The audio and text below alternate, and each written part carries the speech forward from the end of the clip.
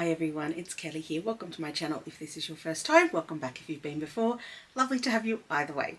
On this channel we talk books, and today we are talking a book haul for the month of October. Now, my piles of books that I collect in my hauls usually are a combination of new books, brand new, and mostly secondhand books, and that is definitely the case today. And I have only 1, 2, 3, 4, 5, 6, 7 new books to show you, and the rest of the collection is going to be all secondhand books. So we'll start with the new books today, and start with, I think, the only non-fiction potentially in the entire thing, which is not a good start as we head into non-fiction November, but that's okay. The first book that I picked up, and this was, again, as I said, from the new collection, is called What My Bones Know, a memoir of healing from complex trauma by Stephanie Fu.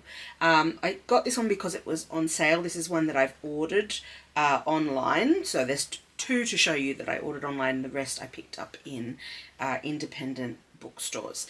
So this one is a memoir, and it says, by the age of 30, Stephanie Fu was successful on paper with a dream job and a loving boyfriend, but behind her office door she was having panic attacks, which eventually led to a diagnosis of complex PTSD, a condition that occurs when trauma happens continuously over a period of years. She thought she'd moved on from her abusive childhood, but her new diagnosis illuminated the way her past continued to threaten her health, relationships, and career. She found limited resources to help her, so Fu set out to heal herself. In this deeply personal and thoroughly researched account, Fu interviews scientists and psychologists and tries a variety of innovative therapies as she learns how trauma can be inherited through generations. Ultimately, she discovers that you don't move on from complex PTSD, but you can learn to move with it. So that sounds amazing. I'm very excited to get to this one at some point, and I think it's going to be a pretty powerful memoir. The second book that I picked up, again ordered online, was Moon of the Crusted Snow, a novel by, and I'm not sure how to pronounce this name, but I'm going to have a go. Waubgeshig Rice. There's the surname there. Apologies if I've said that incorrectly. I have heard good things about this book, and it was on sale, and that's why I picked it up from an online source. So it says, as one society collapses, another is reborn. With winter looming, a small northern Anishinaabe community goes dark.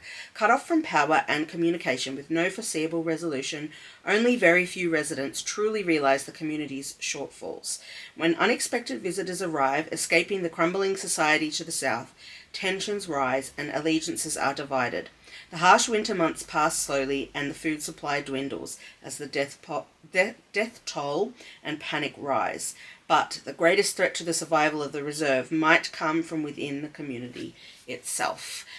So I believe this is set in a like post-apocalyptic, maybe, or definitely post-fall of society. And yeah, it's sort of an isolated community, sort of fending for themselves, which I think just sounds really interesting. So I don't know when I'm going to get to this one, but I've got it now, so I'm ready when the time is right. Now, the next book that I picked up was part of, I think it's called Love Your Bookshop Day, and basically, I don't know how global that is. It's probably everywhere, I don't know. But anyway, this happened during October, and Penguin, the publishers, were running a promotion where if you purchased 2 Penguin titles on Love Your Bookshop Day, you would be able to get this guy. I don't know if you can see him. He's a little penguin mascot, as in of the publishing fame.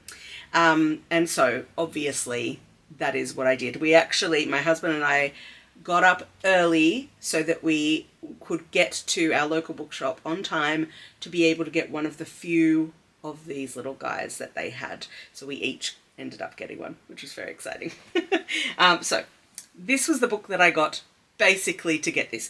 The other Penguin book that I got was a children's book that I bought as a gift. So I won't be showing you that one, but the one I bought for myself was this one by Elizabeth Lee, and it's called Cunning Women.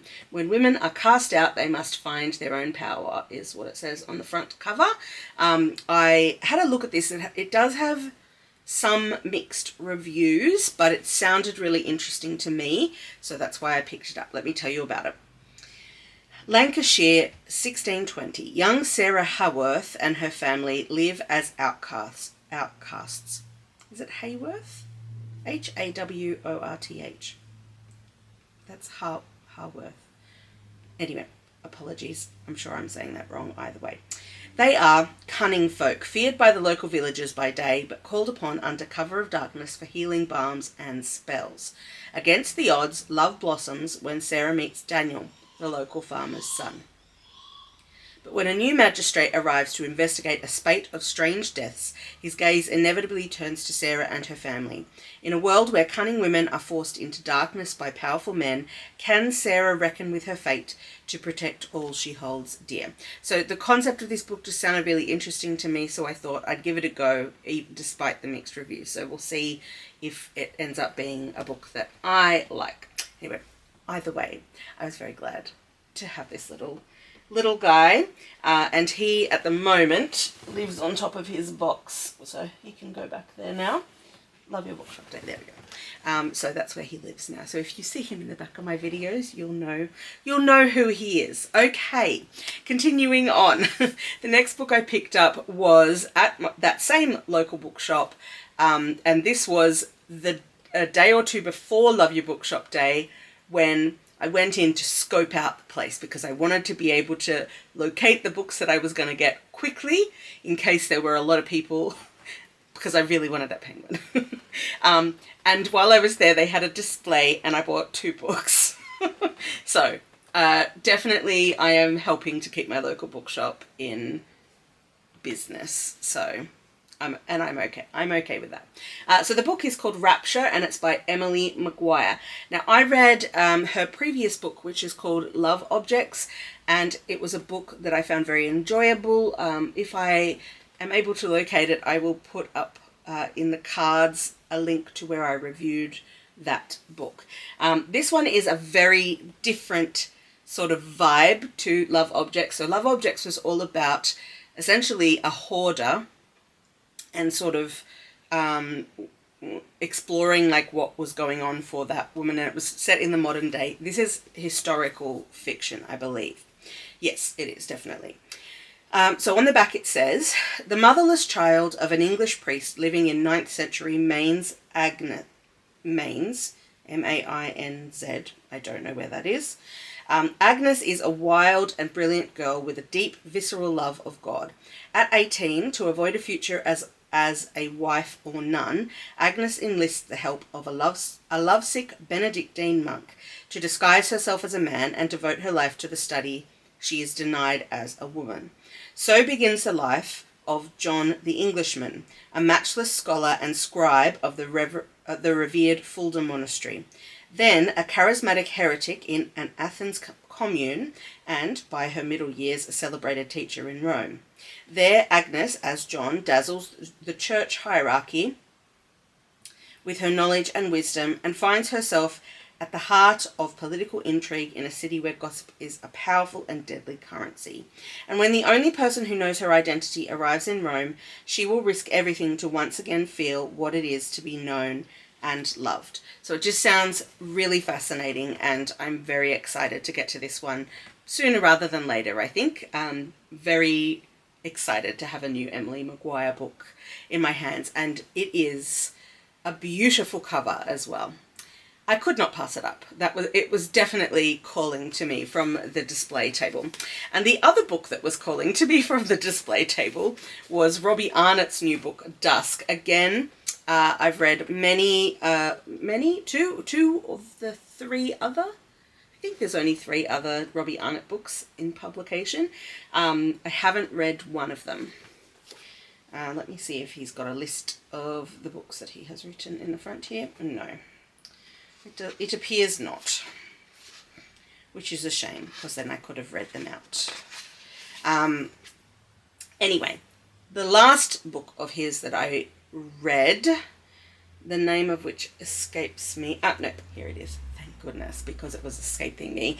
Limberlost was what it was called. Was a 5-star read for me a couple of years ago. Again, if I can find the review that I did of that book, I will pop it up into the cards for you. But I really enjoyed it. It was a 5-star read, as I said. So this is his new one, and I literally know nothing about it, but because he's a 5-star, I've had a 5-star book from him. It was an auto buy for me. Also, again, beautiful. Absolutely beautiful. So let's find out about it together. In the distant highlands, a puma named Dusk is killing shepherds. Down in the lowlands, twins Iris and Floyd are out of work, money and friends. When they hear that a bounty has been placed on Dusk, they reluctantly decide to join the hunt. As they journey up into this wild, haunted country, they discover there's far more to the land and people of the Highlands than they imagined. And as they close in on their prey, they're forced to reckon with conflicts both ancient and deeply personal. Amazing. This is blurbed by Hannah Kent and Tim Winton, who are two pretty huge Australian authors. And I will read to you, actually, the blurb that Hannah Kent wrote on the back of this book, because the Tim Winton quote is just magnificent and a sublime novel here, but there's more to it here. Dusk is a sublime novel of loss and redemption, fight and surrender that left me in absolute awe. Robbie Arnott's prose is incandescent, his storytelling mythic and filled with a wisdom that extends beyond the page. With Dusk, he asserts himself as one of Australia's finest literary writers.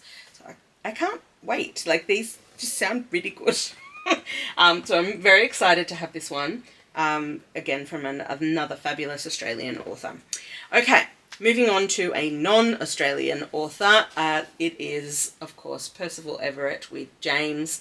This is the book that everybody is talking about at the moment. It is shortlisted, I believe, for the Booker Prize this year. At the time of recording, that I don't think has been announced yet. I don't know when that is announced, but this is definitely a book that a lot of people are saying they think is going to win. So we'll see if that is what plays out with the judges. But this is a book that is based on the story of Huckleberry Finn, but it is told from the perspective of the other character in Huckleberry Finn. Now, I have not actually read Huckleberry Finn, and I kind of want to read it before I read this one. We'll see if I can hold out to do that before I do this one, just because I feel like I'll get more out of it if I have read it. But I have also heard you don't need to have read Huckleberry Finn to kind of get things out of this one. So let me tell you what it says on the back. James is a powerful and enthralling novel, inspiring us to see Mark Twain's The Adventures of Huckleberry Finn in a wholly new and transformative light. From the shadows of Huck Finn's mischievous spirit, Jim emerges to reclaim his voice, defying the conventions that have consigned him to the margins. 1861, the Mississippi River. With this pencil, I write myself into being. When the enslaved Jim overhears that he is about to be sold to a new owner in New Orleans and to be separated from his wife and daughter forever, he decides to hide on nearby Jackson Island until he can formulate a plan. Meanwhile, Huck Finn has faked his own death to escape his violent father, who recently returned to town. Thus begins a dangerous and transcendent journey by raft on the Mississippi River toward the elusive promise of the Free States and beyond. As James and Huck navigate the treacherous waters, each bend in the river holds the promise of both salvation and demise. With rumours of a brewing war, James must face the burden he carries, the family he is desperate to protect, and the constant lie he must live. And together, the unlikely pair embark on the most dangerous and life-changing odyssey of them all. It sounds really exciting. I am excited to read this. Let's see if I can hold out and read Huck Finn first. Huckleberry Finn. was it?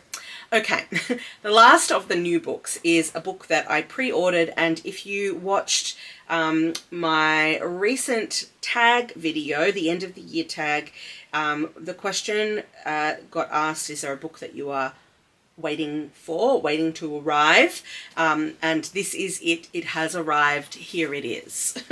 It is Comes the Night by Isobelle Carmody. So Isobelle Carmody is an Australian author, mostly of young adult and also middle grade fiction for the most part, and she wrote a series called the Ober-Newton series that has been a favourite of mine for a very long time. I started reading them some time ago. I've met her several times at various conventions. She has signed many a book of mine to the point where I'm like, I don't know if I really need to bring more of my Isobelle Carmody books to her to sign, you know, as I keep seeing her at various things. Anyway, now I will have a new one if ever I do get the chance to see her again at a convention. So this book is a YA book, and she's sort of in the fantasy genre as well. Okay, so it says, Will slipped on the left glove and twitched a finger to establish a link to the kite-tronics. A shiver of electric energy ran through his hands as they synced to his nerves through the gloves. Will lives with his father in a future domed Canberra, which is the capital city of Australia, where citizens are safe from extreme weather events, dangerous solar radiation and civil unrest. He does not question his carefully controlled existence until the recurrence of an old nightmare propels him on a dangerous quest. Gradually, Will discovers his dreams hold cryptic clues that lead him into a shadowy alternate dimension. Here he must grapple with dark forces that operate in both worlds, with the help of his best friend Enda, her brilliant but difficult twin sister Magda, and a mysterious gift from his uncle. Comes the Night is a thrilling new novel from the best-selling author of the Ober-Newton Chronicles. So this is YA. Yeah, it's been a while since I've read an Isobelle Carmody, even though, you know, she's definitely an author that I connected with some time ago, so I'm excited to read something new from her. And again, just the cover designs these days are amazing. Absolutely stunning cover. So I'm excited to have this one now and to read it, and let's see if it's still my vibe, because it, as I said, it has been some time. All right, keeping on with YA and middle grade, let's move into the second-hand portion of this book haul. So the first one that I'm hauling here from my second-hand collection now is The Case of the Missing Marquess. This is an Enola Holmes book by Nancy Springer. I have already actually read this book, and if you have been around for a while, you may recall that I think it was this year, maybe earlier this year, or potentially at the end of last year, hauled books 2 to 6 in the Enola Holmes series, secondhand. And I was like, that's okay. I have already read number 1. I'd read it on my e-reader, so it was no big deal that I didn't get that, and now I have it. So I've now got books 1 to 6, and I believe there are only a couple more in the series, and then I will have the whole series. So yeah, very exciting to find this one secondhand. It cost me $4. Very happy with that.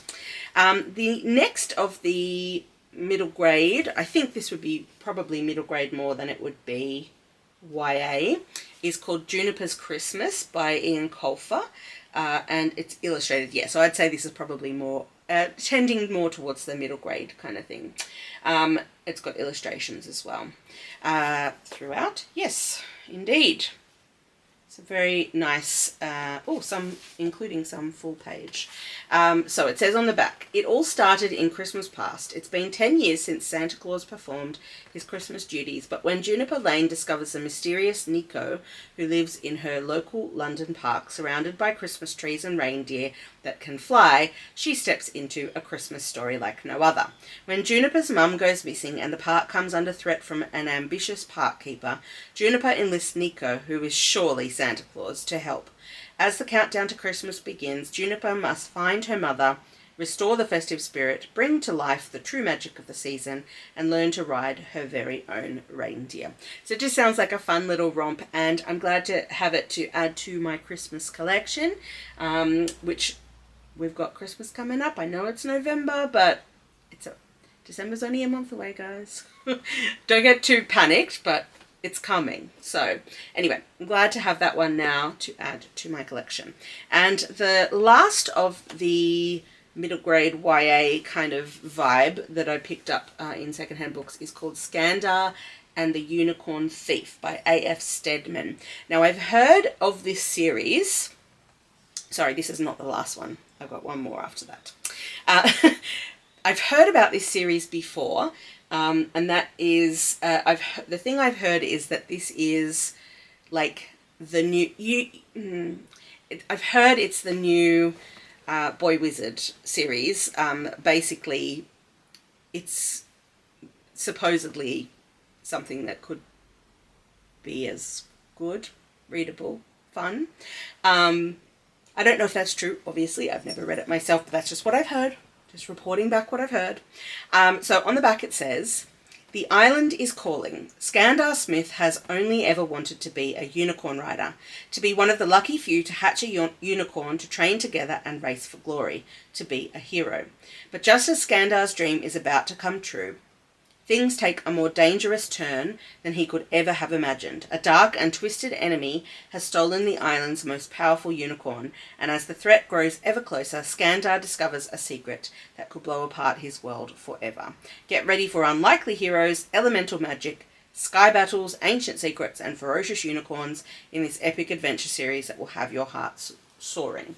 So it doesn't sound particularly like the Boy Wizard series that shall not be named, but it does sound like a bit of a fantasy adventure suitable for middle grade. So I'm keen to give this one a go and see if I agree with the hype around this series, especially in my role as a teacher librarian in a primary school. So, yeah, this is definitely one to give a try to.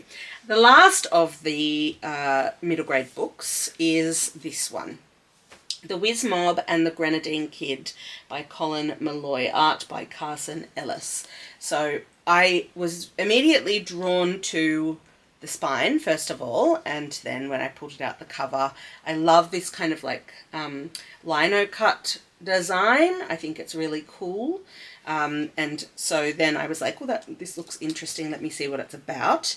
And I won't read you the whole of the blurb for this one because it's quite long. But essentially we have a boy called Charlie who witnesses, so it's set in Marseille, and he witnesses a group of child pickpockets robbing somebody in the street, or doing a robbery, basically.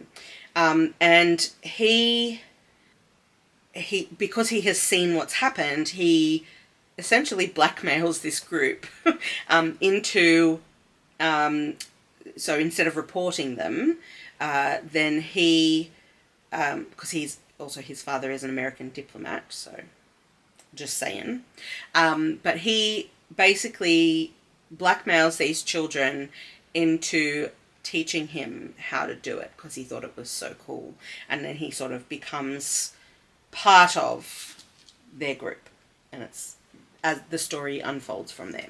So it sounded interesting, and I loved the cover, so I was like, for $4 I'll give it a go. Sounds good. Okay, moving on now to some classics. The first one is Gulliver's Travels by Jonathan Swift. I was like, his name's not Vintage Swift, no. So this is definitely part of the Vintage Classics collection. I have quite a few of these Red Spine Vintage books, which I don't mind too much in terms of my Classics collection. I always like a big margin in my Classics. I don't love the font in these, but they're okay. They're readable.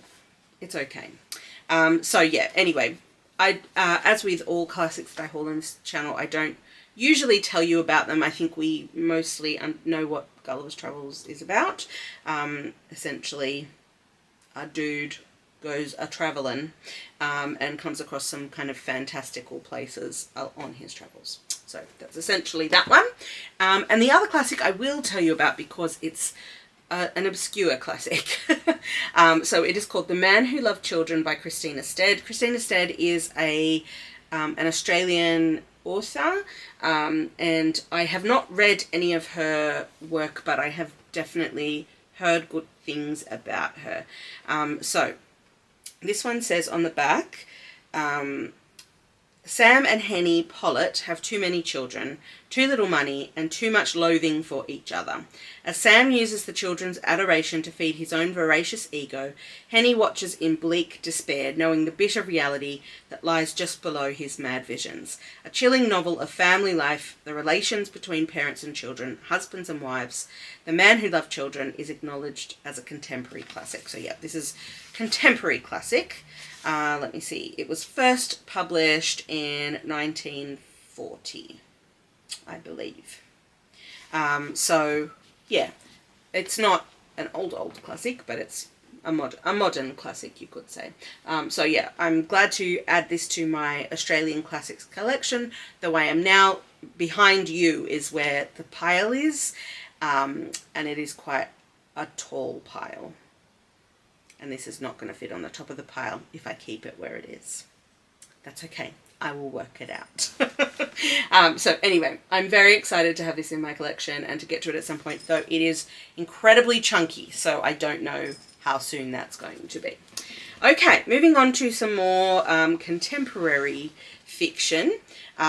I've got a romance, Act Your Age, Eve Brown by Talia Hibbert. I've heard very good things about this series and about this one in particular, so I was glad to find a copy for $5. It says on the back, Eve Brown is a certified hot mess. Hey, same. No matter how hard she strives to do right, her life always goes horribly wrong. Okay, that's not entirely true of me. I'll stop trying to identify with this character. So, she's given up trying, but when her personal brand of chaos ruins a wedding, her parents draw the line. It's time for Eve to grow up and prove herself, even though she's not entirely sure how. Jacob Wayne is always in control. The uptight B&B owner expects nothing less than perfection from his employees. So when a purple-haired tornado of a woman applies for his open chef position, he tells her the brutal truth. Not a chance in hell. Then she hits him with her car, supposedly by accident. Okay, this just to be clear, I am not identifying with this character. Now his arm is broken, his B&B is understaffed, and the dangerously unpredictable Eve is fluttering around trying to help. Before long, she's infiltrated his work, his kitchen, and his spare bedroom. Sunny, chaotic Eve is his natural-born nemesis, but the longer these two enemies spend in close quarters, the more their animosity turns into something else entirely. We'll see. We'll see. I'm not a massive romance reader. I've had a few successes with romance, but I've heard good things about this series, so we'll see if I end up being a Talia Hibbert girly.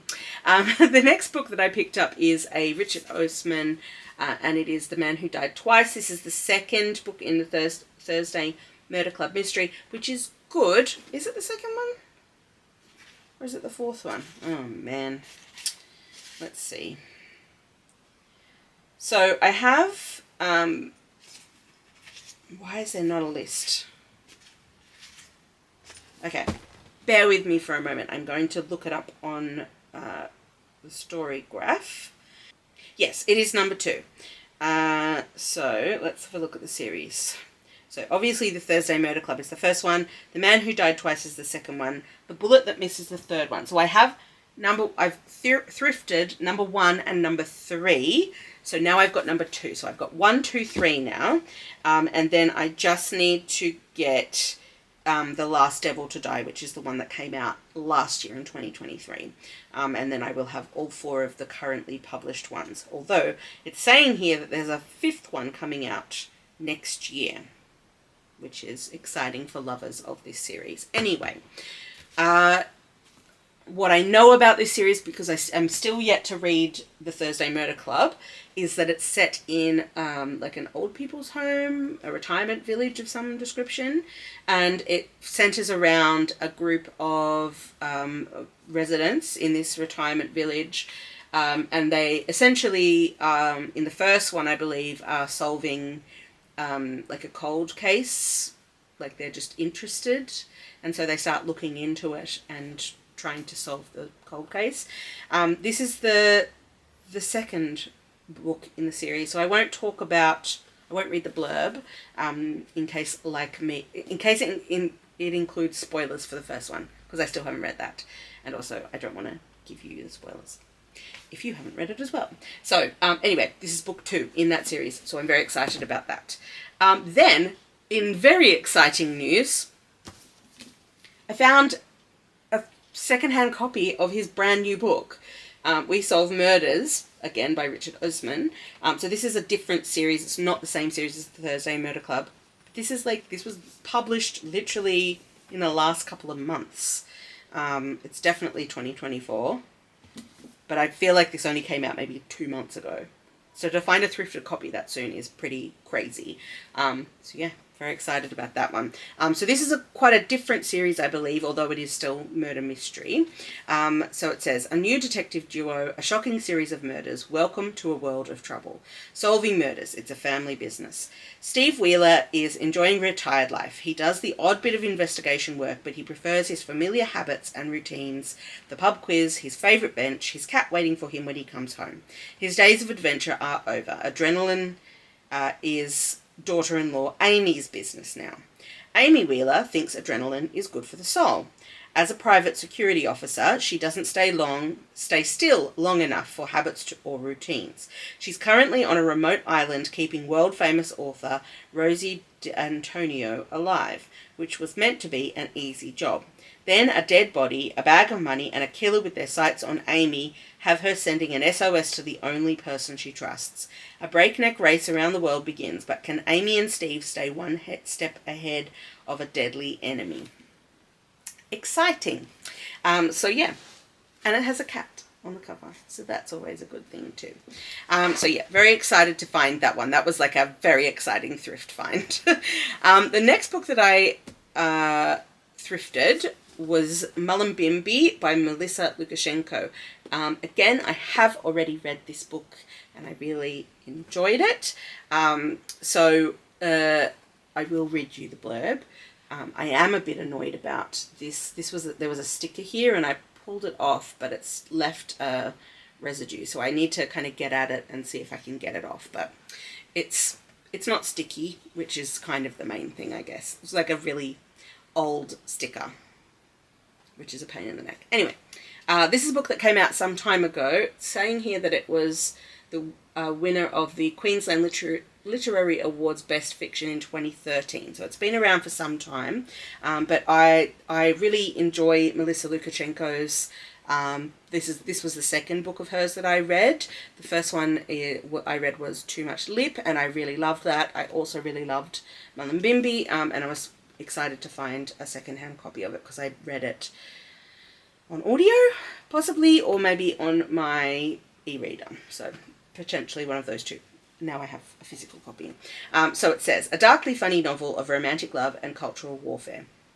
When Jo Breen uses her divorce settlement to buy a neglected farm in the Byron Bay hinterland, she is hoping for a tree change and a blossoming connection to the land of her Aboriginal ancestors. What she discovers instead is a sharp descent from her teenage daughter Ellen, trouble brewing from unimpressed white neighbours, and a looming native title war among the local Bundjalung families. When Jo stumbles into love on one side of the native title divide, she quickly learns that living on country is only part of the recipe for the good life. Told with humour and a sharp satirical eye, Mullumbimby is a modern novel set against an ancient land. And as I said, it's terrific. So I'm very glad to now have a physical copy in my collection. The last book for this haul is another book I have talked about before on this channel.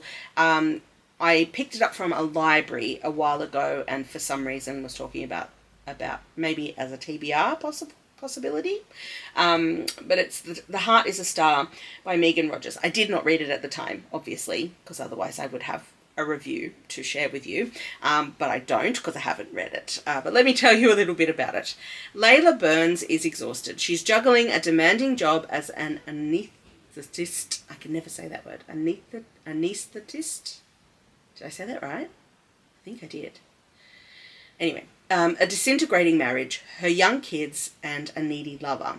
And most particularly, she's managing her histrionically unstable mother, who repeatedly threatens to kill herself. But this year is different. When her mother rings just before Christmas, she doesn't follow the usual script. Instead, she tells Layla that there's something she needs to tell her about her much-loved father. In response, Layla drops everything to rush to her childhood home on the wild west coast of Tasmania. She's determined to finally confront her mother and find out what really happened to her father and lay some demons to rest. Lyrical, vivid, and compulsively readable, The Heart is a Star is a powerfully engrossing novel about the complicated and beautiful messiness of midlife, about the ways in which we navigate an intricate, complicated world, and about how we can only uncover our true selves when we're forced to face the myths that make us. It sounds great. So, Australian author, again, another stunning cover. Clearly, this has been the theme of this haul, is beautiful covers on books. And I think that tells you something about me as a book hoarder, is that I do judge a book by its cover. So, anyway, that is the haul. Thank you so much for watching. I hope that you've enjoyed this video. If you have, feel free to give this video a like, and if you haven't subscribed yet, you might want to do that by hitting the subscribe button down below.